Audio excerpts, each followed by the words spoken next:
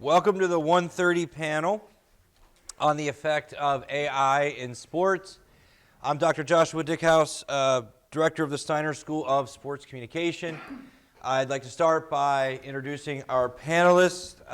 To my immediate right, we have Alan Kessler, who is the lead data scientist for the St. Louis Cardinals.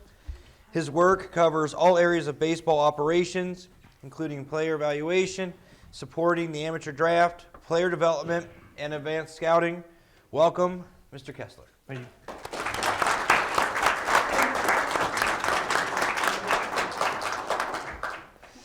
Next to him, we have Mr. Mike Taylor. Mike is transforming athlete recruitment and team dynamics by integrating behavioral science with advanced technology as the co-founder of, I want to make sure I say it right, Adiago, a sports technology company. Mike has developed an athlete assessment platform that utilizes data, behavioral science, and artificial intelligence to identify each athlete's untapped potential. Mike's innovative approach to analytics has gained recognition, with ESPN featuring him as one of the 11 key figures shaping the future of college football in 2022. Welcome, Mr. Taylor.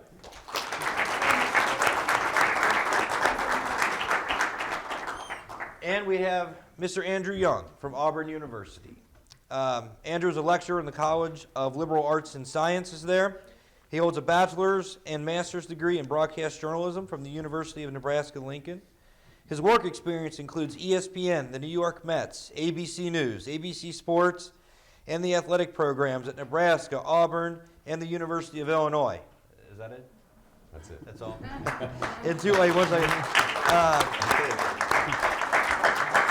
I'd like to know, too, in 2004, he created the video department at Illinois' Division of Intercollegiate Athletics, which helped launch the Big Ten Network. So welcome, Mr. Young.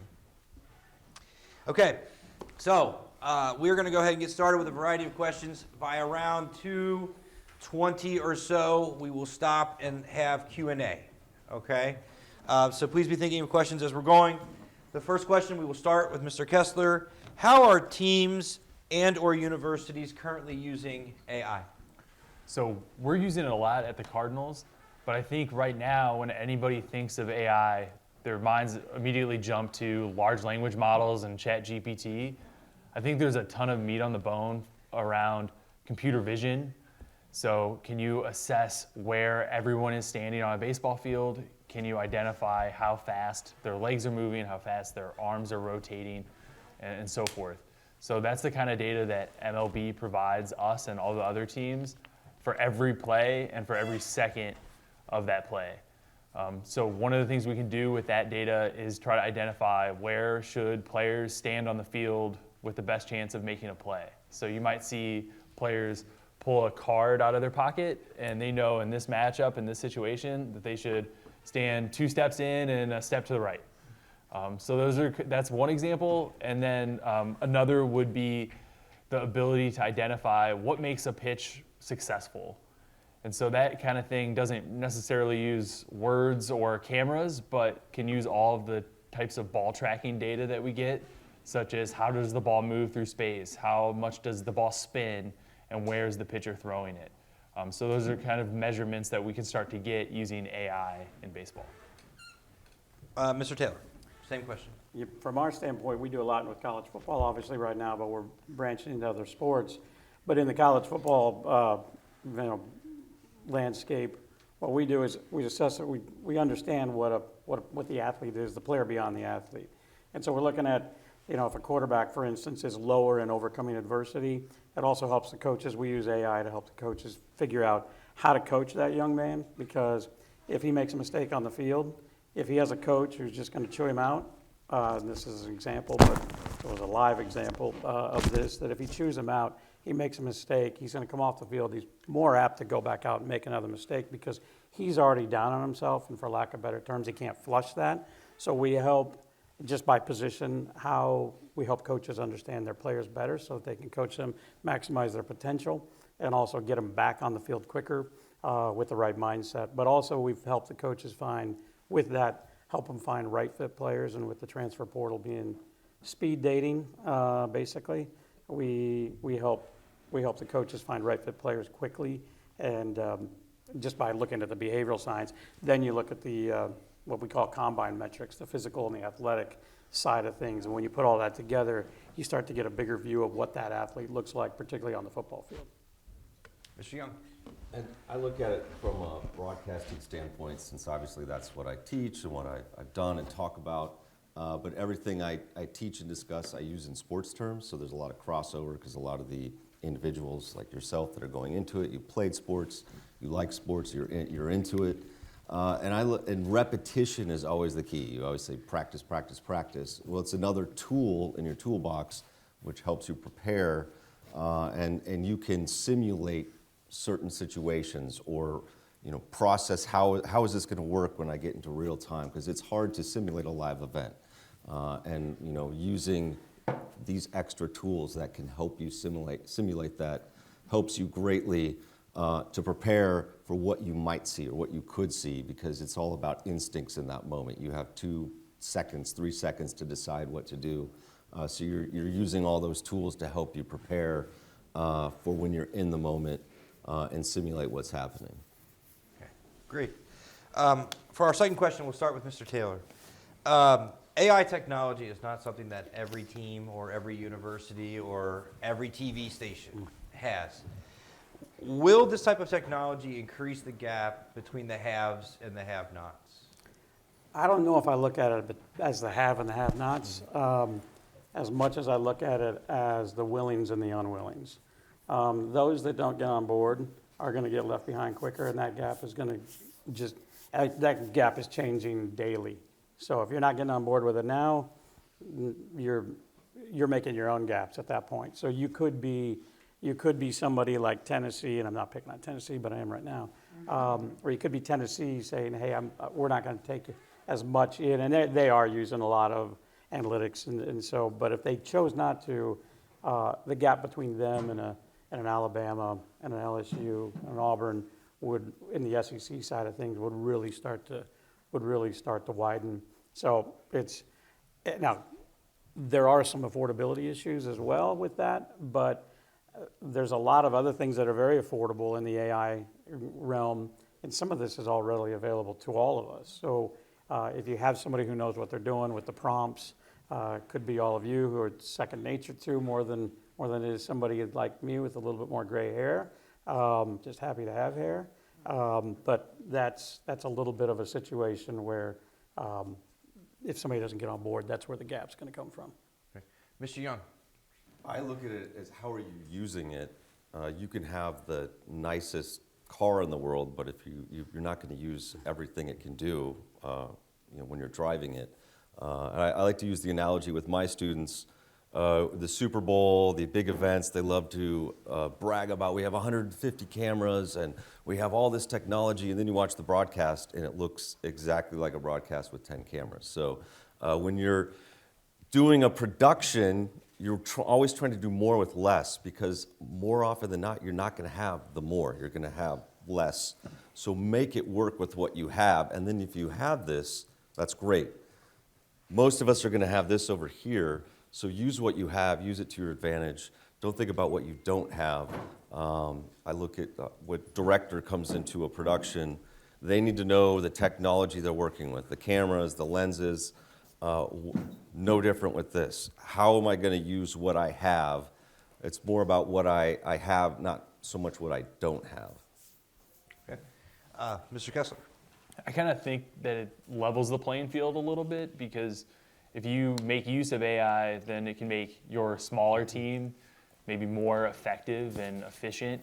So you can get more out of a smaller team that maybe was hard to do if you couldn't have the largest analytics team for your university or program. Okay. As a follow-up question to that, what are the parts of AI that are the most affordable, and which are the ones that are harder for, say, smaller organizations to pay for or access? I'll start with you. Start. Yeah. Okay. From the standpoint, I mean, I've seen football, especially in the NFL side, and I'll, like I said, I'll be primarily in the world of football. But when you look at some of these football teams, they have rooms where they have the holograms coming out of the ceiling, where they can line up various defensive situations or offensive situations, and practice among these holograms, so you're not putting on the VR glasses, you're not doing, and they're running the actual offense or defense against them. So that's on some of the expensive technology, obviously, and then you have other, the lower end. I mean, the lowest end technology is really some of the AI platforms that are out there right now available to you just by, I've seen guys say, hey, let's put together a high school side. Tell me more about this type of an offensive scheme. Tell me what I need. What are the most key players that I need for this? What's the slowest guy I need for this position to run in high school level at this? And it's an amazing thing of what you can see that will flush out a game plan if you prompt it right. So that's the cheapest area, I would say. But you can, I mean, at this point, it changes every week. So you can, sky's the limit on what you want to spend. Any thoughts on that as well? Well, a lot of it's really no different than one team maybe puts 30 people into one area of the process, and the other one puts one person in. So it's really where are you putting your resources, and with technology, as it gets more advanced and more commonly used, that price often comes down, becomes more affordable for everyone. But there's always that gap, those that can afford it, the larger teams. But in the long run, it usually comes down. I look at it as a good thing that it kind of closes that gap between the haves and the have-nots. Mr. Kessler, do you have anything? No, to add? that's Okay, that's good. exactly right. Okay. For our third question, we'll start with Mr. Young. How significant of an advantage can AI give, like an organization or a news team or a university, something like that, that's utilizing it? I think if you use it correctly, it can give you like a massive advantage.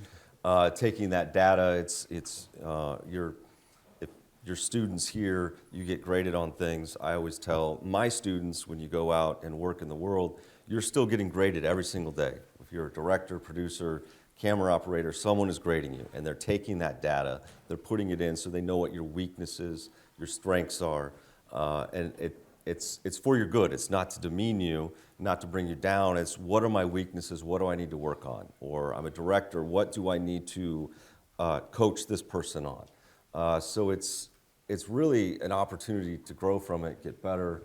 I can't remember the exact question you asked me at the beginning. I started How much of rambling an here. advantage can you think it can give? It can be a big advantage, though, in that if you use it properly, that one little detail can be the difference between winning and losing. And if everyone's doing it, you're looking for every little advantage along the way to help your team, your organization. Mr. Kessler. Yeah, I think about the amateur draft that we have every year. So all of the teams essentially get to pick the same number of players, almost. And we have to give our leadership, and so our scouting director, the best information possible to make his decisions. So if we can get some advantage over another team by valuing that player more correctly or judging how his pitch is going to play in the big leagues, that's really going to help us over the course of multiple years put together the best team possible. Mr. Taylor. Yeah, I mean when we work with teams and on the side of trying to find right fit players, again, it's all about this guy's 6'6", this guy's 6'6", 320, 320. Are we, but they're not the same guy. So when you're using that information, I'm a little bit probably off of that question a little bit. No, that's fine. But when it's to help them replicate, because what we really want to do is the bottom line of some of the goals of what we want to do is help a team find their culture. And so in our world, we're helping them find their culture so that they're staying consistent. They replicate that culture, and with the AI side, I mean that's the biggest help for our team. But that's in the recruiting side. So when they're going out and recruiting a player, you all are going to use this like it's second nature. We're coming on it. At least I know I am. I'm coming on at the back end. So great opportunities for all of you. But from my standpoint, we're making sure that we use this data to help teams find right fit players in high school, the recruits, and like I said, the transfer portal, which again is such a fast situation that guy is in the transfer portal today, and that athlete is gone tomorrow, and everybody's grabbing them up. So you have to move quickly. You have to use this data as fast as you can and as accurately as you can. But like I said, I really think that's the opportunity that all of you are going to have way more, because the more you, I think there was a CEO from Shopify. He talked about it last week. He put a memo out that he wanted every one of his employees, regardless of level, to have AI proficiency. And so he's like, it doesn't make an excuse that if you're older, if you're an executive, I don't need to do that. He said it would not hold water. So he wanted everyone to have that proficiency. And I think that's where all of you are coming into this sprinting while a lot of people are walking. And you'll, to Go ahead. add on to that, you'll see that, with the NFL draft, talking Yeah. about fit. Well, this player may be a better player, but maybe they're not a great fit, and that's where that data comes into play. We all have the teams we know who draft poorly in terms of, these positions here or there, the cursed teams. Well, maybe they're not drafting for their culture or their fit. Same thing with name and likeness. The transfer portal, these decisions get made very quickly, and you have limited data, so you have to use the data that you have available to you to fill in those gaps for your team, because you're trying to construct a team, not an individual. And I would say too that I love watching like the NFL draft, and even I know it's pretty much with every draft. You start to look at I hate to use air quotes, but I'm gonna the experts, and they all sit and talk about how this guy is NFL ready, or they really don't know, and they say all these things, and they're going off film and they're going off feel. And I tell all of the coaches we work with, when they talk about gut instinct is experienced guessing, and it will get you fired. Data is what you have to look at. You don't have to be, we all know paralysis by analysis, but understanding the data, and I think AI is what is really bringing it all together and letting you focus in on kind of the nucleus of all that, rather than just grabbing all these numbers over and trying to piece them all together. AI is that tool that's able to bring it all together very fast, and you can start to really look at the 360-degree view much faster about an athlete, at least on the football side for us, and get those guys. I think the NFL guys, they make mistakes. We're going to see it here in a couple of weeks, or a week and a half. Yep, So, yeah. about 10 days, yeah. Week and a half, and as a lifelong Bears fan, we've hoped and dreamed about quarterbacks for years, and we're still hoping and dreaming. We're thinking maybe, but when you have to go and bring up guys like Jim McMahon, somebody's not doing their job. Don't forget, you had Sid Luckman. Yeah, I wasn't that old. Come on now. Yeah. As a follow-up, and I'd like all three of you to weigh on this. You made a point, I think it would help our audience to hear this. You said quickly. How quickly can we get this data? How quickly can you take information and turn it using AI into something tangible for somebody to use? I think for baseball, we can get information about the pitch kind of as soon as you can see it on your phones. So if you use the MLB Game Day app and you can see somebody threw this slider and it moved this way, well, we can get how good was that pitch? What was the expected slugging percentage of the hit when it was put into play? And all of that information pretty quickly. Now, whether or not that makes a difference for a decision during the game, sometimes yes and sometimes no. But it's really neat to see that quick response time.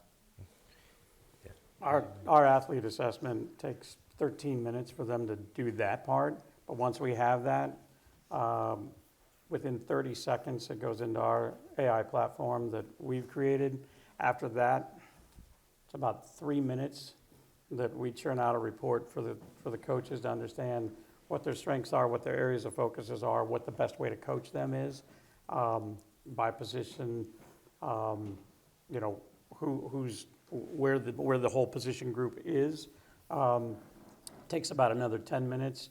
So within 30 minutes, we can give you a pretty accurate view of not only that player, but that quarterback room, then as it is to the roster, and then we can start to look at attrition values or growth by attrition, where you're having guys graduate off a roster.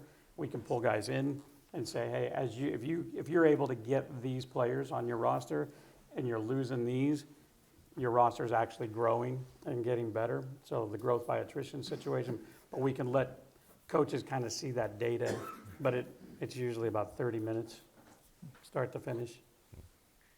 To put that into a comparison from an academic research perspective, that used to take 6 months You know, if you had access to the team. I would still say with the Chicago Bears, still trying. Years. Okay. Yeah, we're trying. The Okay, effort. our next question will start with Mr. Taylor. How can AI help benefit the fan experience? Jeez. You know, and I had somebody tell me when I first started out in sports, which obviously was a long time ago, and he said the best job in sports is that of the fan. Because when you're in sports, you're really down in deep with your teams, and you're not really cheering. I mean, you are, but you don't have the chance to be as passionate about stuff because it's more, you're analyzing different things about the game, and now it's worse. But I would say as the fan experience is going to go, I think, what Alan's talking about with some of the things of baseball, where you're going to get to see different, I think we're talking about, the different views, the different data points. I love the statistics part of sports, and I love seeing, like guys on the rise. It's almost like a stock market situation. Like, why is this guy getting better? Why is this guy getting worse?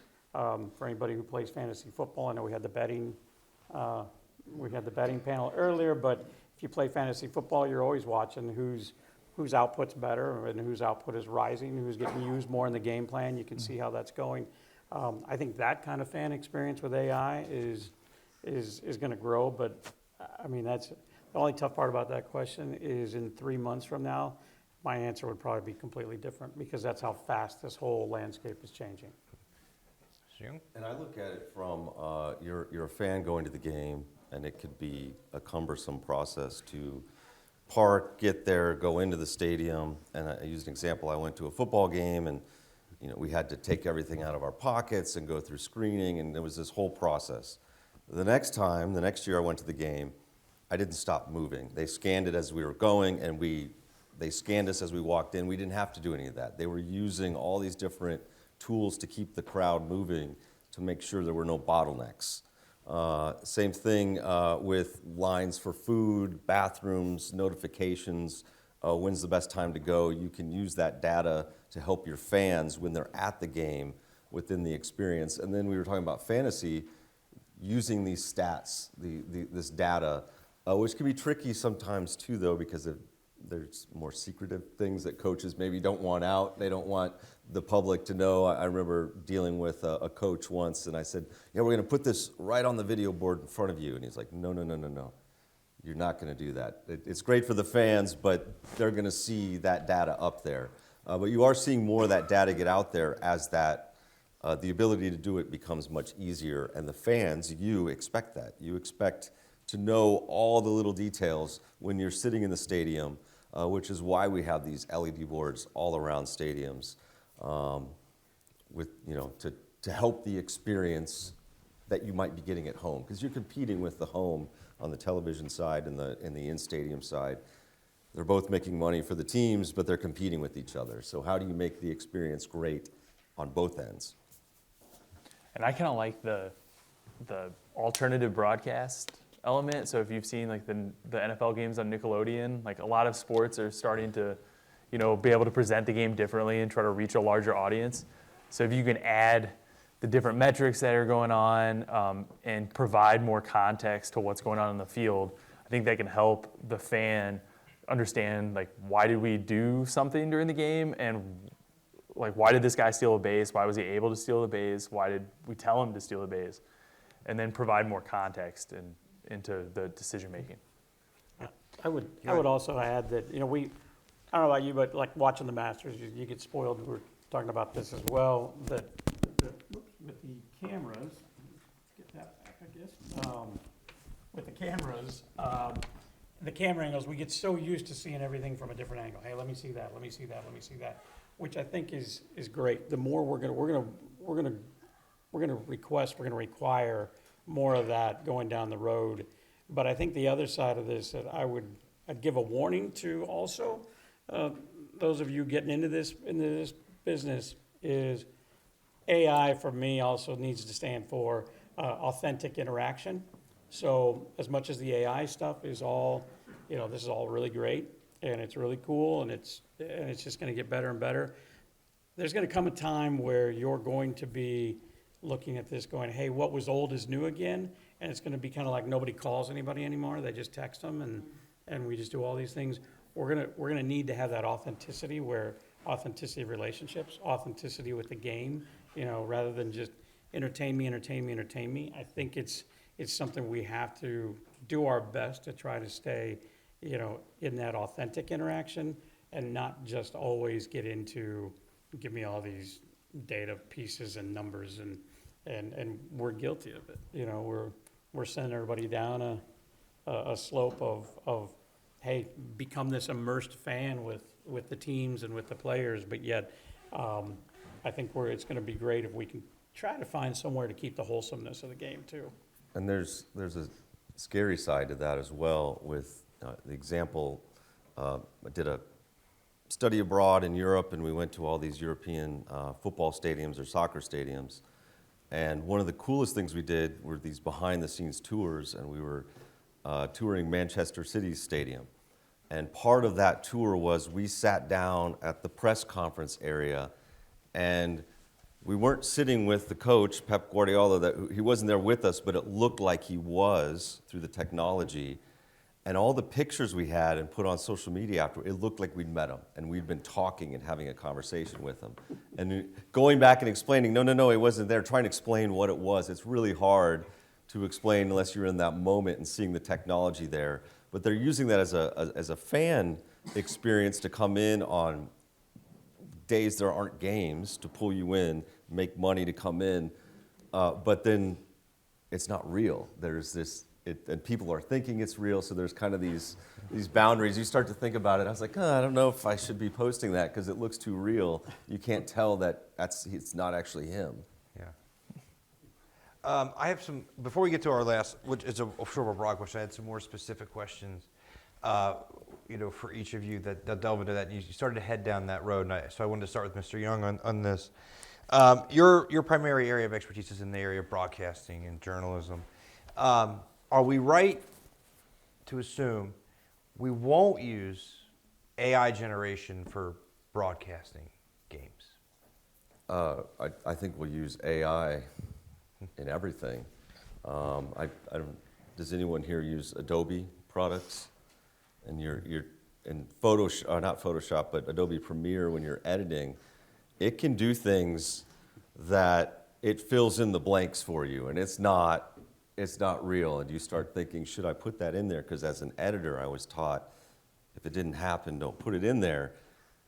Well, now the tool allows you to create it out of nowhere. Is that ethical? So that you start thinking of all these things. So we're using it now, whether we know it or not. And it will be there because AI will be in all of our lives every day. I'm sure everyone in here uses it almost every single day in some way, shape, or form. Usually at a lower level. So to think it would not be in it, would be disingenuous because it's definitely going to be there because it's there now. Mr. Kessler, we know we could use technology to call balls and strikes, call people out or safe. Is that something that you believe our sports will resist doing? Oh, I don't know. So I don't know if anybody watched the spring training games where they could appeal balls and strikes. That went pretty well. I liked it a lot as a fan, and then as somebody that has to hear complaints about the strike zone later. So I don't know if there's going to be that much resistance. People kind of acknowledge that like calling balls and strikes is super hard. So how about we get some help if we have it? It's a good question on just like safe or out. That's so tough. I don't know if we'll get there or not on that one. I don't know if the resistance will be more technological or kind of the speed of the response. Like that's been the big thing for balls and strikes is like how fast can we execute this call?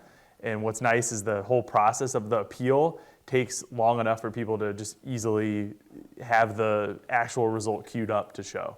So I don't know if they'll do it the other way, but if it's easy enough, I think there'd be some people pushing for it, at least for quicker replays. Because there are two schools of thought, right? There are those who say if you have the technology to always get it right, then you should have the technology to always get it right. And far be it, though, for me to agree with Jerry Jones, but I do, which he's argued for years, that what he calls human frailty brings eyes to your sport, meaning the human component, which is imperfect, actually brings you higher ratings, and that they don't want to lose that. I don't know what your particular thoughts on that are. What's tough for me is that my goal is like whatever rule set of baseball comes into play, that we're just trying to win as many games as possible. But certainly MLB works with the teams to come to those conclusions. But you could definitely see the current instant replay system being, it still says replay, and it's really just some model doing that. Taking care of it. Yeah. Okay. So I don't know. I guess the example I was thinking of, if you remember, I guess it's weird, time goes fast, about 10 years ago, the egregiously, horribly missed pass interference call. Sorry about that. Missed pass interference call in the NFC Championship game. The Rams Saints. The Saints game. Yeah. Yes. Yeah. Where the NFL owners said, in the moment, that's bad. But overall, that moment was good for us. Yeah, that's interesting. I don't know if I'd have That's what they the right say. value of Yeah. that from the viewership standpoint. I think sometimes the people in my position are spending the money, and the kind of broadcasting arm and MLB, they're trying to like generate the revenue, right? So I don't know, like we might have competing interests. That's right. Right? Yeah. Okay. I just want to see what your thoughts were. Yeah. Go ahead. Please, Well, please. there's nothing worse than you're watching a football game and they say the previous play is under review, especially in college football when it can happen over and over and over again. It slows the game down. And part of the beauty of college football are the mistakes. Like they make mistakes. You know, we've had, Colorado won a national championship because they got a 5th down one year. It's a crazy fact I was telling someone last week, and they were like, "What are you talking about?" But these mistakes are part of the uniqueness of the game. You see it in with VAR in European football. There's a debate: should we have it? Should we not have it? Just because we have the tool, does it make it better? And then I use it in teaching television as a camera operator. Your shots can determine if someone gets fired or not, because if you miss the shot and we don't have a look at it, it's inconclusive, and that could be the difference. I mean, that's a little dramatic, but you try to be dramatic at times.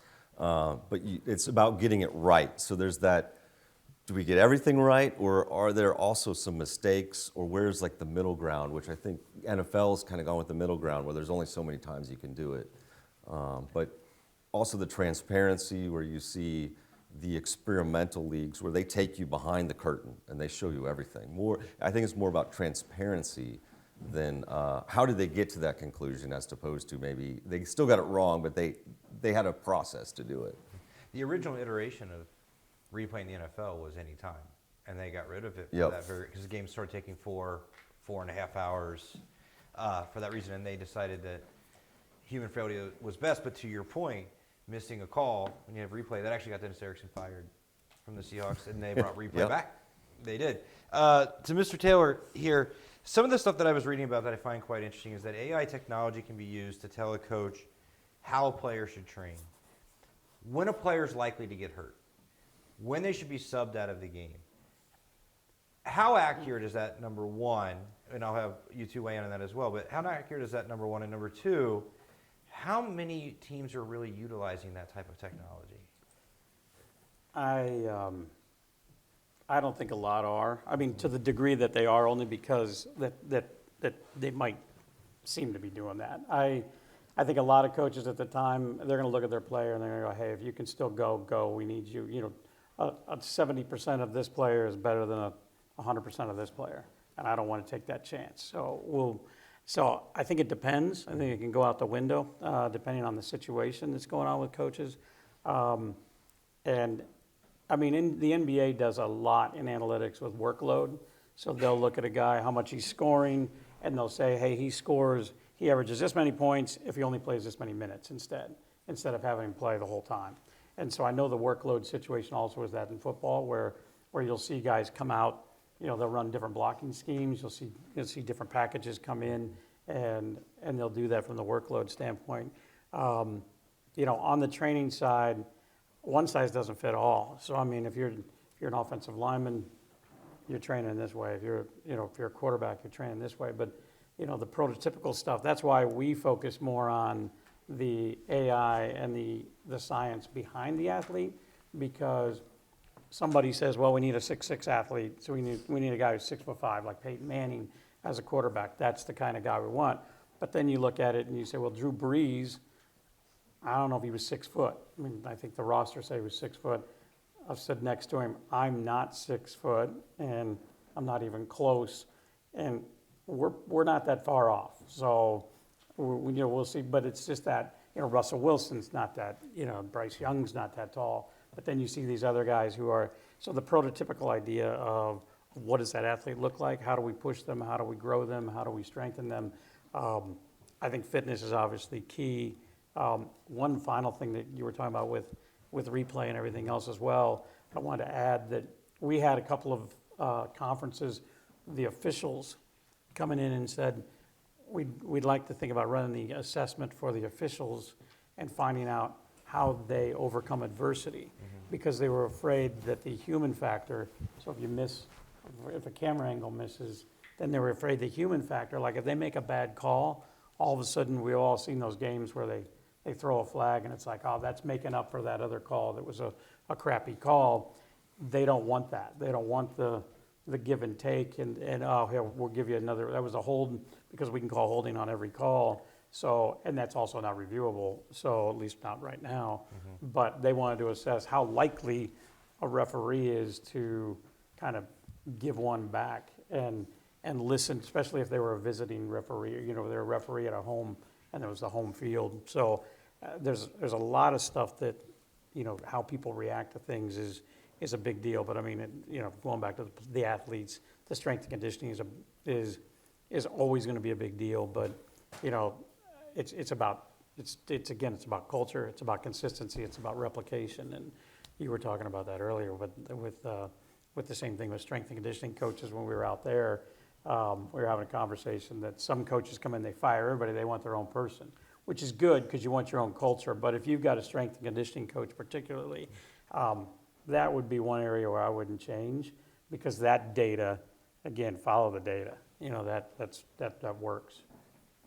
And I think for me, it's if you can use AI to make all that information transparent and readily available for coaches in strength and conditioning, that's about as prescriptive as I want to get.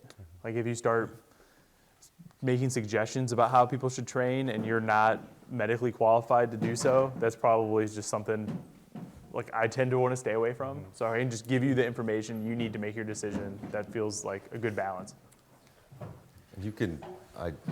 Major League Baseball is a good example of the frustration. This pitcher's doing a great job, but this is where he comes out, and then the next pitcher comes in and gives up the home run or something. And it's like, oh, see, we told you. There's that balance of where do you use the data and the medical side of it with the what is actually happening in front of you. That's different philosophy per organizations, per managers. There's a lot of things to take into play there. Yeah, so I tend to agree. First of all, I agree with the makeup call. Yeah. That happens Oh, quite a bit. all the time. You see that. But, so the human element's not at risk of being vacated at a sport, you don't think? There's people who talk about coaching. Do we need all these coaches? Yeah. Can we replace some of these coaches with AI? I think anybody who has coached, though, would understand that the development of the athlete should be paramount, is paramount. And so the idea of replacing coaches with, robots or with technology, AI is, I think is a dangerous business to get into. So I wouldn't see it getting into that. I really hope it never gets to that.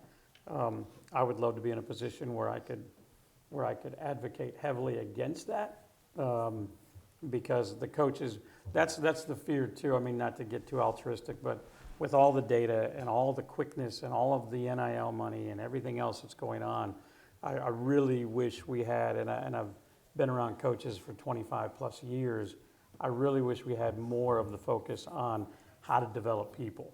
You know, as you get older, you're going to realize that some of the best things that you've done have been developing people. Hasn't been what you've done, it's what you've done with others. And coaching is the epitome of that. It's the best example of that. And data takes out that passion in some regards because it starts putting numbers on everybody more than it puts the feelings on it. That's why, I mean, I'm really focused on the behavioral side, not so we can kick kids to the curb for programs, but what we want to do is make sure we find right fit for those kids so those athletes have the best experience at that time. And if it ends up translating to NIL money and everything else, great. But, the coach's job is still first and foremost, I think, developing the athlete and then obviously winning. And the coach or the AI, you could say, well, maybe not, maybe at some point doesn't have the emotions and the relationship with the individual. Yeah, although AI can be kind of strange when you phrase questions and you get nicer, it gives you more back. It's a little experiment when you go in there and you start typing on the data in. If you really, suck up to the AI, the artificial intelligence, you get a different response. So there is some of that in there, but most players, they play for coaches for relationships and the human emotions, and athletics is very emotion driven. That's why we watch it. That's why the top 100 shows every year are almost all sports related or live related, because the emotions of it. So you don't want to remove that. I have a question, before we get to the broad question, before we start taking questions from the audience, more specifically tailored to you, Mr. Young. It's a sort of a two-parter. Both of you will weigh in, but this is your area. As a journalist, let's say, if you're writing an article on sports, writing, this time not broadcasting, how would you specifically think AI is best used for that article? I think this is what I tell students. If you're using AI on your assignments, it's a resource. It's like going to the library, it's using spell check, it's not doing the work for you, which is very hard, and there's a temptation to just take it. But there are telltale signs of how it's written, how it's said. I think it needs to be another tool in your tool bag, right? In my toolbox here, I've got this tool I can use, but I can't rely on that. And with journalism, there's so many ethical concerns and proper ways of doing it. It gets a little, you start questioning yourself, and I usually say if you're questioning yourself, you probably answered the question already, so it may not be right, so don't go down that path. But it's hard because it's so, sometimes you're like, wow, that's better than I could ever do. Okay, and what about from a broadcasting angle? From a broadcasting angle, again, you always want to source where you're getting the information. Mm-hmm. Are you talking with? I mean, how could it help them enhance their? Absolutely. In terms of was the ball in, was the ball out, the data behind it, the analysis of it. There's so many positive ways you can use it that help explain the game and the reasoning, and using it to take we want to take the game to the viewer. This enhances it even more. It gives you don't want to go looking for it. You don't want to have the viewer thinking about it. You're giving them that information in an easy way. You want to make the hundreds of people behind the scenes, want to make it look like it's just one smooth, broadcast. I'm not thinking about it. I'm enjoying it, getting the information I need to get. We're about to ask our last very broad sort of question here, unless either of you had a way to weigh in on that, what Mr. Young just said. Okay. I'm asking you to do something that's going to be hard before we take questions from the audience, which is to try to look into the future here. Where, for your field, Mr. Kessler, we'll start with you. Where do you see the future of this going? I think that you should be able to get more information out of each device that you're using to generate data. So in the example of Major League Baseball, we have 8 cameras, I believe, at every Major League stadium that are just tracking the players. I think that in the future you should be able to have, fewer cameras generating even better data, smoother data, so that when you see this wireframe image of a pitcher throwing, it's less jittery. It has more of that intelligence baked in to demonstrate what it's showing.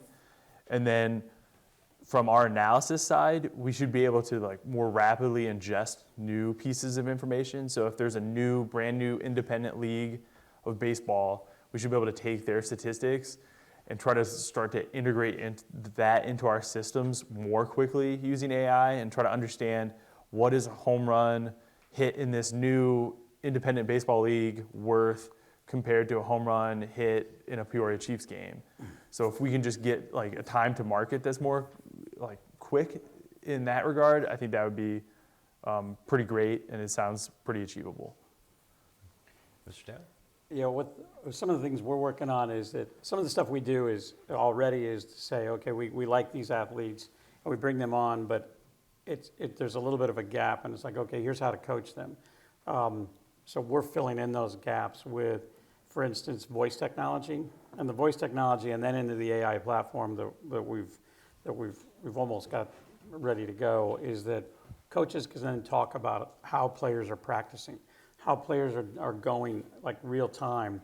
Those voice notes are going into their files, and it's almost like a stock market. Why, kind of like the fantasy football example I gave, is why all of a sudden this player, early in the season, cold, wasn't really responding. Now as the season's going on, or the off season came and they really worked at it and they're really coming on. Well, these voice notes, could be something at home, could be, I broke up with their significant other, what have you, things that impact their gameplay, but we're watching that and how that affects everything.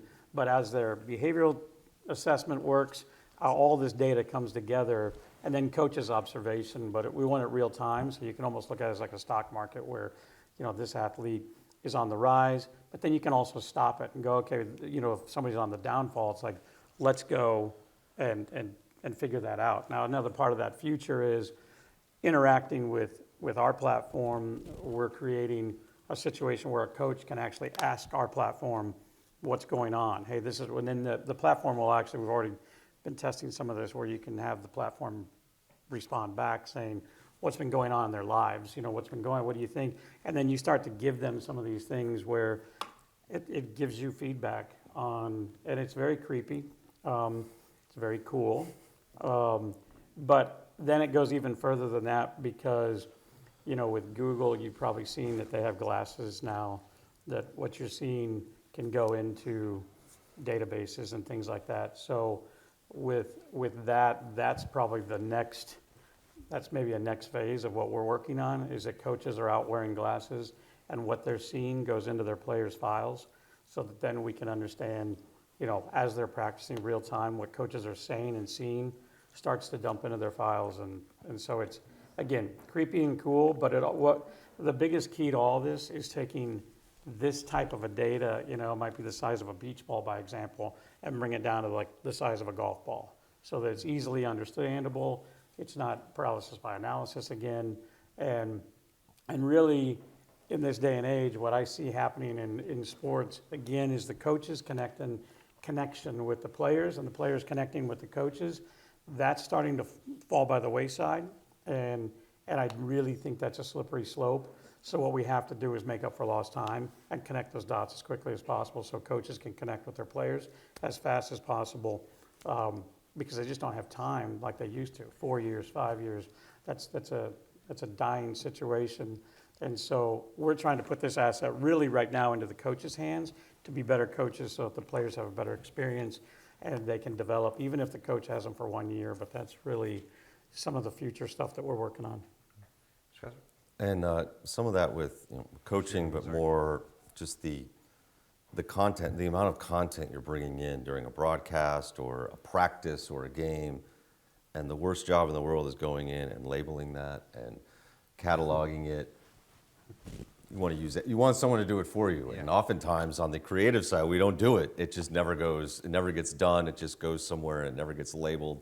Well, we're tagging in real time. It's going where it needs to go. It's being broken. It's taking the mundane, the tedious job that no one wants to do, and it's making it efficient and cataloging it as you go along, just because there's so much that can come in during just a broadcast, just a normal game. So that's a huge advantage because no one wants to do those things. It makes more sense for something like the AI or the software. It takes care of it for me in real time, and I have access to that immediately, and I don't waste all that time. I'm more efficient. And we don't lose it as well because we're always losing footage and things get lost or it just doesn't get labeled. It's always been the holy grail. Let's eliminate that so we don't have to think about the bad side of the not fun stuff. Logging, the days of logging melts are Oh yeah, arrived. we're creating the melts. I remember the first time I did a football melt, which was reel-to-reel editing, tape to tape. It would take me 10 hours. And now, the game, you can just type it just does it for you, and you transfer it to the drive that it's going to, or the cloud, wherever you're putting that data, the asset management side. I always tell students, if you want to guarantee yourself a job, do asset management, and you'll also probably make more money than everyone else. Final thoughts before we open up for questions. Okay. Go for it. Thank you all. We now have about 20 minutes or so for audience questions, and Ethan has the microphone, so let us know who has a question. All right, we have one right down here. Him first, and then we'll hand it to Hawkeye. You make sure you turn it on? Okay. Okay. So, as you were saying, there's like the authentic interaction. Mm-hmm. Now, I'm pretty sure everyone here has already seen how we've all taken text and put it in AI to be like, simplify this for us. And I feel like that has been kind of a contributor to like maybe less parsing ability. So what I'm really asking is, do you think that having AI do a lot of analysis on data is going to take away from like a real person's ability to analyze it and make effective decisions as opposed to getting more from it? The bad part is I have two answers for that. And the one is I do. And the other answer is I really geek out on that. And so I look at every assessment that comes through of every player that's in our database. And I do my own trends with our team of people. So I don't allow AI to just make its own, but we also do a lot with machine learning. So where we go in and if I don't like something, that we've kicked it out with AI, and I'm like, no, because with ours we have things, it's not just one area that just counts. You're looking at different areas of data that for me actually, and for us, it actually throws up red flags or throws up some concerning situations or just more development, more interest here. AI doesn't pick that up right now. And so what we do, I don't trust it. So as much as I love it, we rely on it heavily. I don't trust it as much, and it might be my age as well, but I like to go through and still, but what we do then is we go back in, I make tweaks to what the AI in our platform, what I see, and then it goes back and it learns from that, and then doesn't make that mistake again, and then starts to understand.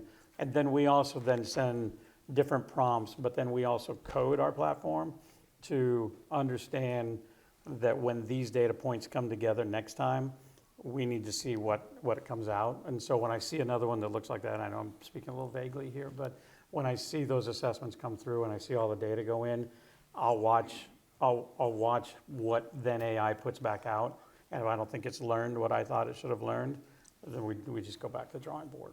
And so, yes and no. But I think the authenticity of it, I really still think, maybe that's a control freak situation too in my situation. I still think my hands have to be on it to some degree. And it's interacting with the coaches too, because you sit there and you sit with the coaches. I sat with a few coaches last week, and it was a situation where, is this the kind of player you think this person is? And they're like 100%. And, so it's good to get their feedback as well, but it's still that human element. I think AI gets you to a point fast, but I think the authentic interaction, to me, takes it to another level. And so it's a little bit of both. If either of you would like to weigh in on that. I think it gives you a good starting point. Like if you can get to something more quickly, like on the baseball side, if we were advanced scouting a right-handed hitter, like how do they do against curveballs from lefties in 0-2 counts? Like you're not going to have a big sample size to look at, and you might need to watch a lot of video to try to understand why this person does well or poorly, or why you think they'll do well or poorly in the future.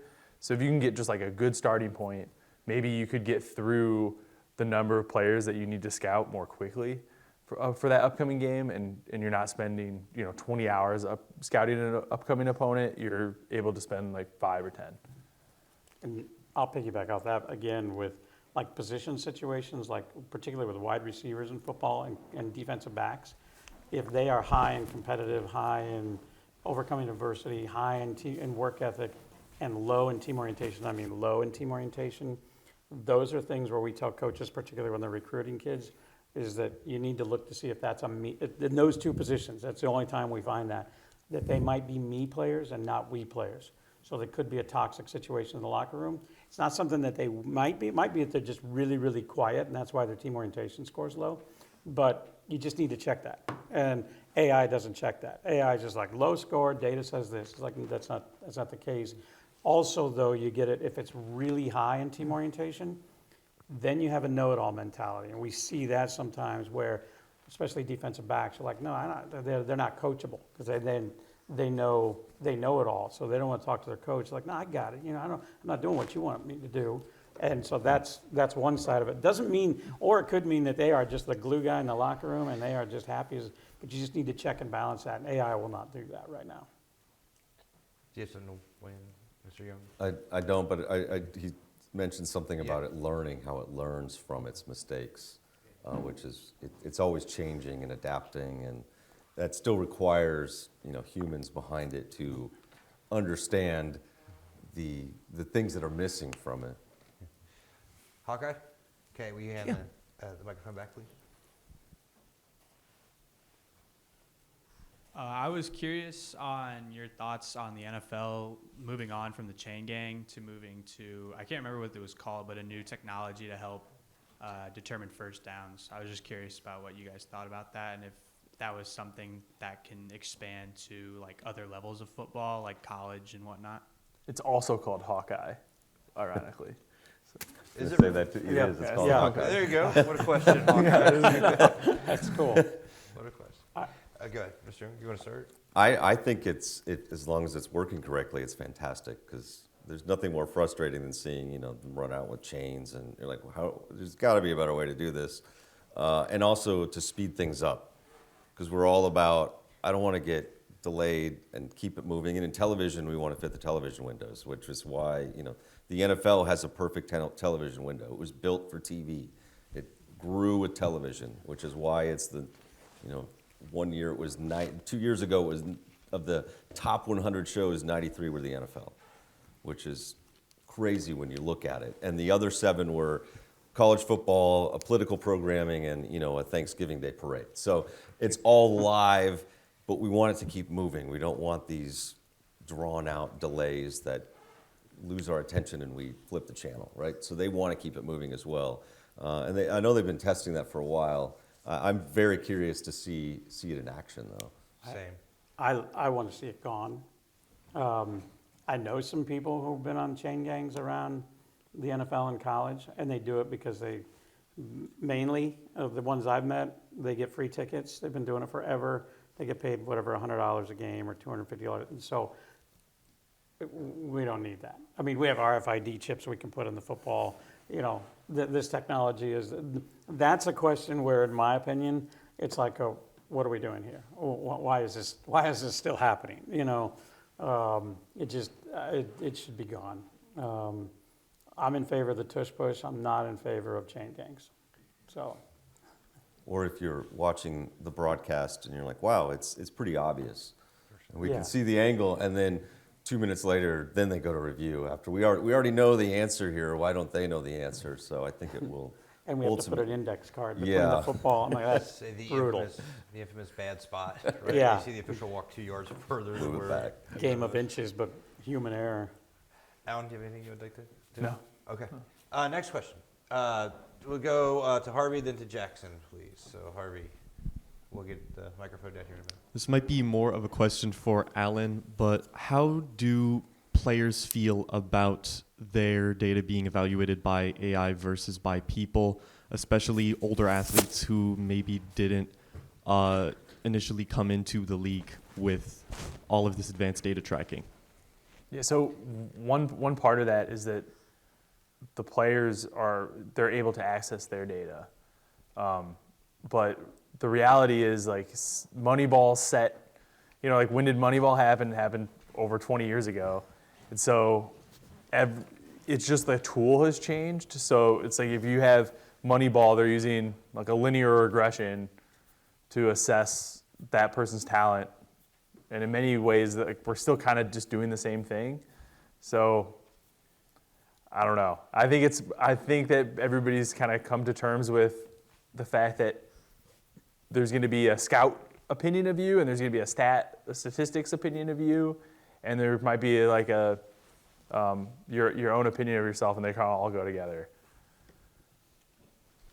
Either of you can weigh in, yes. I would also add on our situation, the data that comes in, we try to use that with the coaches so the coaches can really sit down with the players and say, hey, we know you're strong in this area, and they can help them understand their behavioral strengths so that then they can pull toward that and coach them to those strengths, and also let the player understand what they're good at. Because a lot of times they might think they're good. We all might think we're competitive, but that doesn't mean we really want to win on the scoreboard. For an offensive lineman, it might be they got to win right here. No holds, 100-yard rusher. They have to win this part. Scoreboard is for the quarterback, the running back, wide receivers. So, but it's those strengths, and so we really encourage the coaches to sit down and share that data. Maybe not in a number situation, like, hey, you scored a 89, but just to say, hey, you're very strong in these areas, just so that player has an idea of kind of who they are and what they can tap into on any given time. Yeah, and there's two parts of it. There's like the player development side of it, where it's like, what can that player do to improve? And in that case, the coach should have all the information available to them to have that coaching conversation. But then there's also the, how good do I think this player is going to be in 5 years? And in that case, like, the statistics are going to help us make that evaluation, and they're never going to see it. Has there ever been a case where maybe a player does develop when statistical data predicted that they wouldn't have? Yeah, I mean, that happens all the time. I mean, I'll be the first one to admit that the models are always wrong in some way. So there are always players that over or underperform what they were supposed to. Otherwise, there's like every team passed on Pujols, 6 times each. So, I mean, he definitely overachieved and beat every model. So that'll happen all the time. Could you hand the microphone down to Jackson is next, please? Thank you. Yeah, thank you. Hello. Do you guys believe that AI will grant more or less job opportunities in the future in terms of sports journalism? Well, sports journalism, you should. I get that question all the time, and I phrase it this way. So, at least in the broadcast production world, when school productions and trucks stopped going everywhere, and we started doing Remy productions, and teams build their own facilities. And the fear was, oh my gosh, you're taking away all these jobs. And we just didn't know. But what happened was we ended up doing more broadcasts. So now everything is broadcast, and now high school games are broadcast, and you expect everything available at all times. So it's actually created a crazy amount of jobs, that more than we could imagine. And those who fought or resisted it, the change was coming, and they fought it, they got left behind. And those who embraced it, I always say embrace the technology, because in television and sports, it's technology based. So if you're not adapting, that's the old saying, you adapt or die. You need to adapt. You need to know that this is what happened last year, but this is how it is moving forward. We can learn from that, but how are we going to use that moving forward with what's changing? So I just think it's another way it's changing. I don't know if we fully know the answer. I do think in the short run, it's actually created more jobs, because there's all this new tech, and how are we going to use it? And we're still kind of figuring out how it works into a broadcast. A lot of experimenting. We talked about the alternative broadcasts, which has created more broadcasting, which is more people, more, it takes still takes a lot of humans behind the scenes to do these live events. But ultimately, I don't know if we know the exact answer. But I always say embrace it, because it's here, and learn from it. And how is it changing, and what do I need to do? Because it's always going to be that way in this business. To your point as well, asset management, all Yeah. of that. I mean, that data is coming in somewhere. Somebody really, I think it's a slingshot moment. You may see some jobs go away, but then you're going to see new jobs come about. I mean, computers, everything else, when they were first coming, it's like you start watching how these jobs go away, but these jobs, start to appear that you wouldn't even know existed today. So I think it's an exciting time. Anytime there's something this new and this big, I think it's exciting more than anything. We have a question in the very back. Vinny, then John. Okay, so Vinny, because I know you had your hand up before, and then we'll go to John. No, Vinny right there next to you. Okay. Vinny, go ahead and ask real fast while it's getting passed back. Okay. John, go ahead. Okay.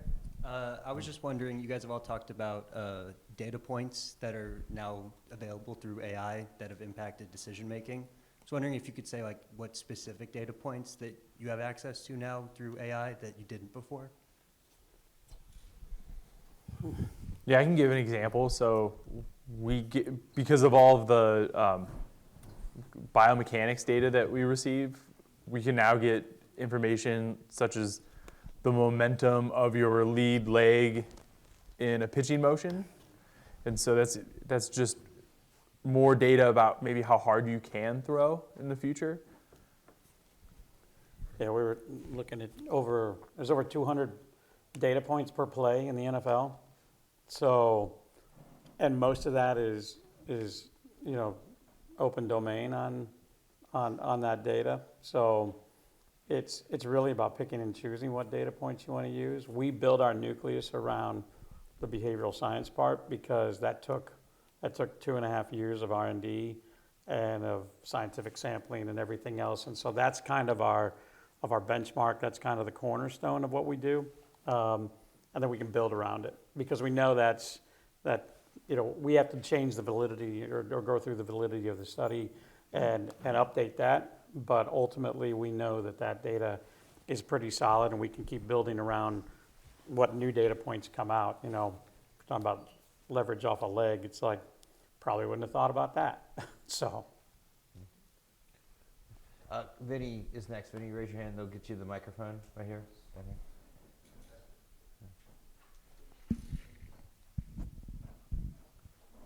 Andrew, this is specifically for you, but any of you can weigh in, really.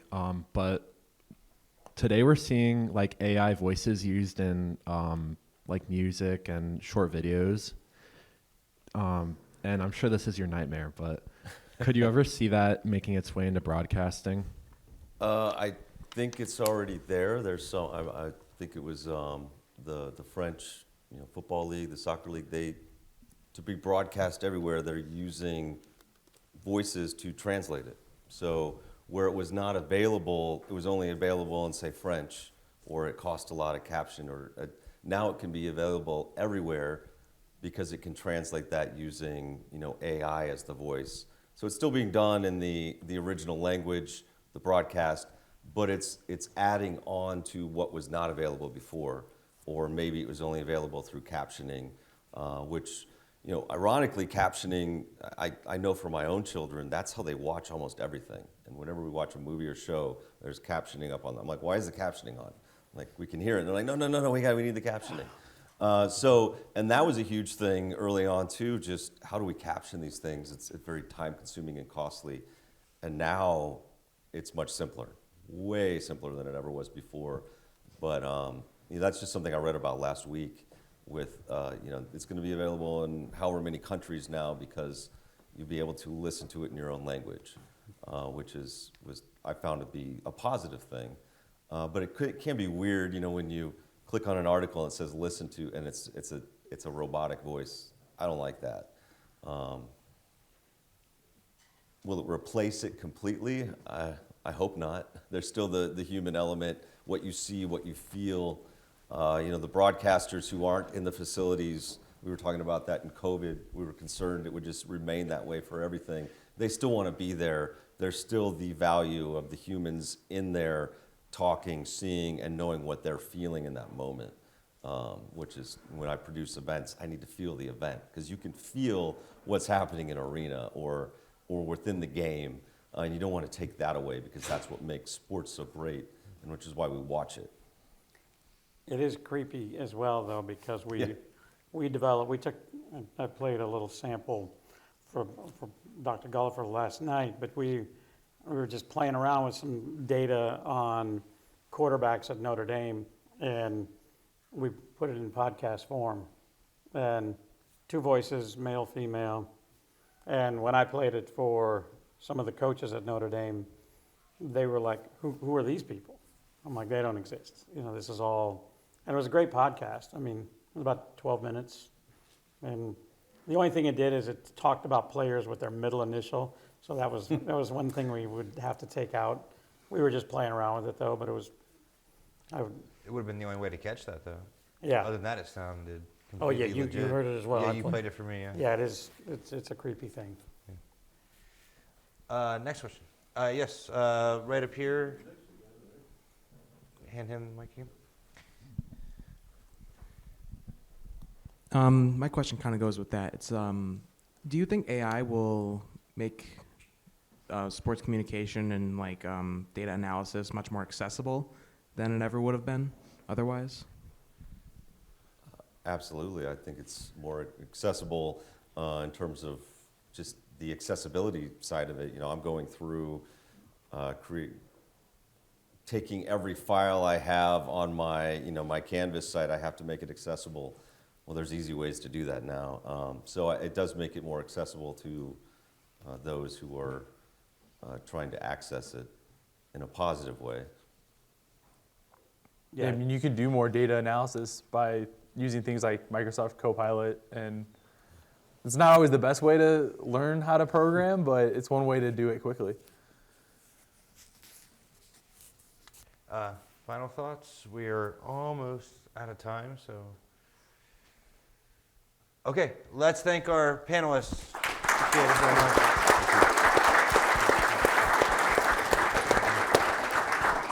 We have about 15 minutes until the 3 p.m. panel starts. Thank you.